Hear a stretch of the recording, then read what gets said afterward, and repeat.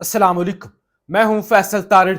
एक तरफ जी आज पूरा दिन जो सुप्रीम कोर्ट के अंदर फुल कोर्ट के नाम पर तमाशा लगा रहा, पाकिस्तान के तमाम 25-30 टीवी चैनल पर बराह रास्त चलता रहा और जो फुल कोर्ट का ढंडोरा पीटा जा रहा था और जो एक बताया जा रहा था कि पूरी की पूरी सुप्रीम कोर्ट यूनाइट है, एक एजेंडे पर है। अब काजी फाइज ईसा साहब आ चुके हैं तो अब वो बंदयाल वाले मामलात नहीं चलेंगे, वो सारा भांडा फूट गया। जितनी सुप्रीम कोर्ट डिवाइड नजर आई और जिस तरह से वाजिया तौर पे दो ग्रुप्स और एक डिवाइड जो थी वो पहले से भी वाजिया होकर नजर आई। पूरे दिन में कुछ नहीं हो सका, 7 घंटे तक टीवी की स्क्रीनें भी ऑक्युपाई थी और कुछ हुआ भी नहीं। मतलब दो वकला ने बहस की, तीसरे अटॉर्नी जनरल थे, दो दफा समात में 203 दफा वक्फे किए गए, कुछ भी हासिल नहीं हुआ। वकला अलग से शिकवे कर रहे थे कि आपने किया क्या है, कि आपने हमें सुना ही नहीं। हम बोलने लगते हैं, थोड़े से दलाइल मिचोर होने लगते हैं, सवालात की बौछार हो जाती है। एक सवाल करते हैं, दूसरा जवाब देता है। बहरहाल जी हुक्म इम्तना खत्म हुआ, समात 3 अक्टूबर तक चली गई। बताने का मकसद यह है कि एक तरफ पूरी धूमधाम से, पूरे धूम धड़के से जी इस्तकबाल किया गया काजी फाइज ईसा साहब का और सारा दिन वो टीवी की स्क्रीनों पर बैठे रहे। दूसरी तरफ नन्ना अमार, जिसकी आज अलमनाक वफात हुई, उसके वालिद को इजाजत दी गई जनाजे पर आने की। और जनाजा किस तरह से हुआ, एक नन्हे फूल के जनाजा ऐसे था जैसे कर्फ्यू है, ऐसे था जैसे जो है वो कश्मीर के अंदर, मकबूजा कश्मीर के अंदर कोई जनाजा हो कि जनाजा उठे, पाकिस्तान के परचम के अंदर लाशा नन्ना सा लिपटा हुआ हो और वहां कर्फ्यू का समा हो, हर जगह पे जो है वो सर्विस बंद हो, पुलिस ही पुलिस हो, सादा कपड़ों के अंदर एहलकार हूं, तो उस पर क्या कहा जा सकता है। और उसके बाद जो आज पीटीआई ने ऐलान कर दिया है उसका भी जिक्र करेंगे, लेकिन जरा मैं कुछ जिक्र कर लूं कि हालात क्या है। अबाद फारूक के घर को, शाकर एवान कहते हैं, इबाद फारूक के घर को नो गो एरिया बना दिया गया है। पुलिस की भारी नफरी तैनात है। इलाका मकीनों के मुताबिक 200 के करीब पुलिस एहलकार वर्दी और सादा लिबास में तैनात किए गए हैं। अबाद फारूक की रहायश गाह इर्द गिर्द छतों पर भी एहलकार तैनात किए गए हैं। तो ये हालात है जी। अगर इतनी सिक्योरिटी, जब 9 मई को इमरान खान को यहां से पकड़कर डंडे मारकर रेंजर्स ने गिरफ्तार किया था, कमांडोज ने, उस वक्त इतनी सिक्योरिटी और इतने सादा कपड़ों वाले एक्टिव हो जाते तो ये 9 मई वाला जो ढिंडोरा है, जो सानिया है, ये होता ही ना।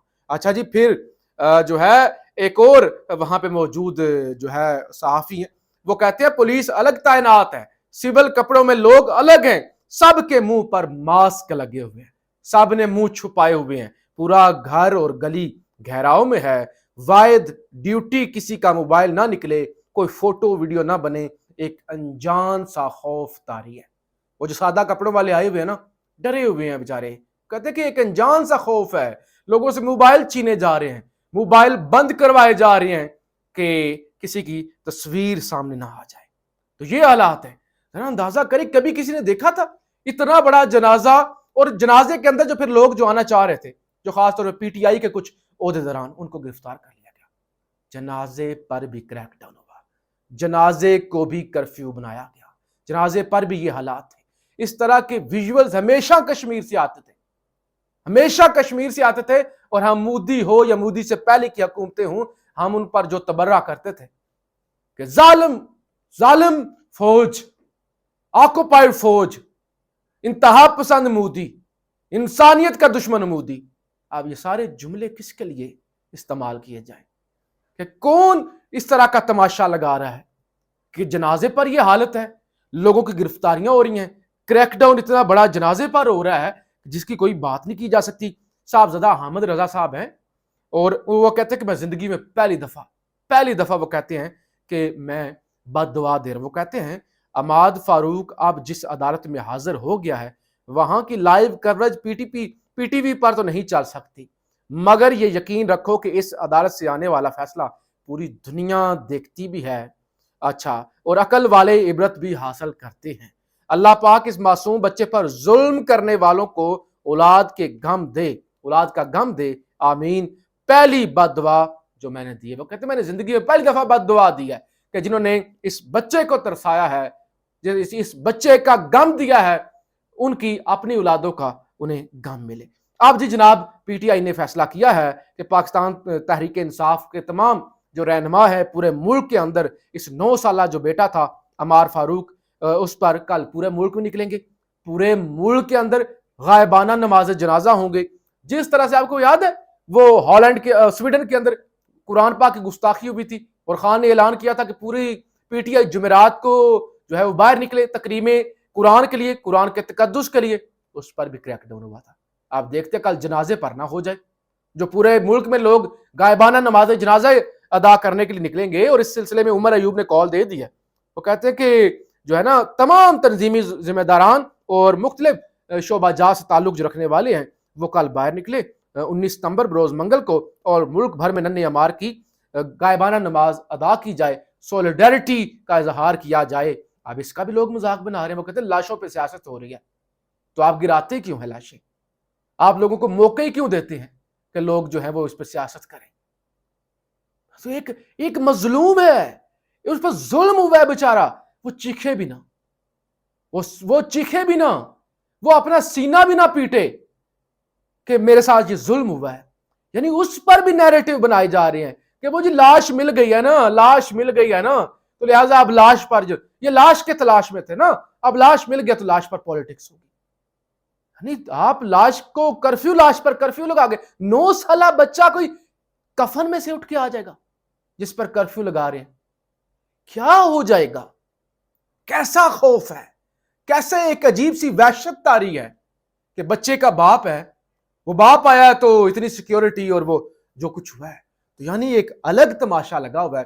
اچھا جی، قاضی فائز عیسیٰ صاحب نے آج حکم امتناع تو اڑا دیا، اور پھر وہ بینچز بھی اب وہی 3 ججز مل کر مشاورت سے بنائیں گے۔ ایک ضد اور انا کا مسئلہ ہے، اس کے علاوہ تو یہ کچھ بھی نہیں ہے۔ بچے کو پتہ ہے کہ یہ طریقہ کار غلط ہے، بے شک 10 جج مل کے بینچ بنائیں، اس سے کسی کو کوئی مسئلہ نہیں۔ آپ کو یا مجھے یا کسی عام پاکستانی کو کیا فرق پڑتا ہے کہ جج صاحب اکیلے سو موٹو لے رہے ہیں، اکیلے بینچ بنا رہے ہیں؟ بہت سارے لوگوں کو پتہ ہی نہیں ہے بینچ ہوتا کیا ہے۔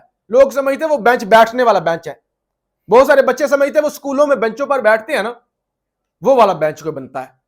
چیف جسٹس ترخان تھوڑی ہے، یعنی وہ بینچ لوگوں کو پتہ بھی نہیں ہے، لیکن لوگ لے کے ایک الگ تماشا، لیکن طریقہ کار غلط ہے۔ اس بینچ کو جو بنانے کا، یعنی جج مل کے جو کیس سنتے ہیں بینچ اس کو کہتے ہیں 4 بینچ ہیں تو کہتے ہیں 4 رکنی بینچ، 5 جج مل کے سنے تو کہتے ہیں 5 رکنی بینچ۔ اچھا، وہ ان کے پیچھے 5 الگ سے بندے کھڑے ہوتے ہیں پروٹوکول کے لیے، ان کو الگ سے سیلریز ملتی ہے۔ بہرحال جی، تو یہ والا معمولی سا معاملہ ہے، طریقہ کار اس کا غلط ہے۔ اور اب جب آپ کو شے ملتی ہے نا کہ آپ پورا دن یہ ہوتا ہے اور وہ اس سارے معاملے فیصلہ بھی نہیں آتا، اور حکم امتناع جو ہے اسٹے ہے وہ خارج ہو جاتا ہے، تو پھر کیا ہوتا ہے؟ آج جناب ایک اور درخواست کی گئی اٹارنی جنرل کی جانب سے، ریویو اینڈ ججمنٹ کا جو کیس ہے، کہ آپ کسی نائل، کسی بگھوڑے، کسی بھاگے ہوئے اشتہاری کو اپیل کا دوبارہ حق دے، اور پھر سب کو حق دے۔ پورے پہلے ہی 57,000 کیسز ہیں، پھر اور لاکھوں کیسز آ جائیں، تو اس کو بھی تاکہ میاں صاحب حل ہو جائیں، جہانگیر ترین کسی طریقے سے حل ہو جائے، تو وہ سارے معاملے کے لیے جو ریویو اینڈ ججمنٹ تھا، ایکٹ تھا، اس کو 3 رکنی بینچ نے اپریل کے اندر جو ہے وہ اس پہ حکم امتناع دیا تھا، اور اس کو کالعدم قرار دے دیا تھا، حکم کالعدم، کیونکہ وہ آئینی ترمیم کے علاوہ پاسبل نہیں ہے۔ تو بڑا وہ اوپن اینڈ شٹ کیس ہے۔ اب اس کے اندر بھی اٹارنی جنرل صاحب لے کے آ گئے ہیں جناب، اس کے وہ نظر ثانی کی درخواست لے کے آ گئے ہیں، کیونکہ جب شیخ قاضی صاحب دیں گے تو پھر یہ تو ہوگا۔ اب نئے کیسز اتنے ہیں، نئے اتنے مسائل ہیں، لیکن وہ پچھلے کیسز کے ریویو پھر وہ ٹی وی پر سارا دن دکھائے جائیں گے، ایک الگ تماشا چلتا رہے گا۔ بہرحال آج کچھ بھی کہنے کا دل نہیں کر رہا، کوئی پاکستانی بھی آج نہیں بول رہا، بیچارے سارے ڈرے ہوئے ہیں، سہمے ہوئے ہیں کہ اس ملک کے اندر کیا ہے، آپ کو مرنا پڑے گا جی، آپ کی کوئی اوقات ہی نہیں ہے۔ آپ کا اگر تعلق چیئرمین پی ٹی آئی سے ہے، پھر آپ کا کوئی ہسپتال علاج بھی نہیں کرے گا، آپ سیسک کے گھر ہی مر جائیں گے، اور آپ کے جنازے پر بھی یہ حال ہوگا کہ وہاں پہ جو ہے اتنی پولیس اور اتنے سادہ اہلکار اور اتنے پتہ نہیں کیا ہوگا۔ اگین یہ اگر ساری اتنی سیکیورٹی جو ایک ننھے 9 سالہ بچے کو دی گئی ہے، اس کے جنازے کو دی گئی ہے، یہ 9 مئی کو دی جاتی تو آج یہ سب کچھ نہ ہوتا۔ پاکستان زندہ باد۔